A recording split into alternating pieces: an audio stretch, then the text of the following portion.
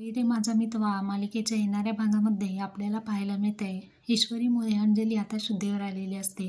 शुद्धीवर येता क्षणी अंजली अर्णव आणि ईश्वरी या दोघांना समोरासमोर प्रश्न विचारते. ती विचारते की दोघांमध्ये काय आहे नक्की? एकमेकांच्या मनामध्ये काय आहे ते मला सांगा. तुमचं नातं काय आहे ते? यावरती ईश्वरी उत्तर देणार इतक्यात आजी बाहेरून सर्व काही ऐकत असते. आजी ऐकत असते. ईश्वरी म्हणते की द ग्रेट ASR सर यांनी माझ्यासोबत फ्रेंडशिप केली हेच माझ्यासाठी खूप आहे. इतके मोठे असूनही अतिशय डाऊन टू अर्थ ते राहतात. एकमेकांच्या सुखदुःख वाटून घेतात. त्यामुळे मी त्यांची खूप चांगली मैत्रीण आहे आणि स्वतःला भाग्यवान समजते. ईश्वरीचे असे विचार ऐकता क्षणी आजीही भारावून जाते. बाहेर येता क्षणी अर्णव हा ईश्वरीला सावरतो आणि दोघं एकमेकांमध्ये गुंतलेले असतात.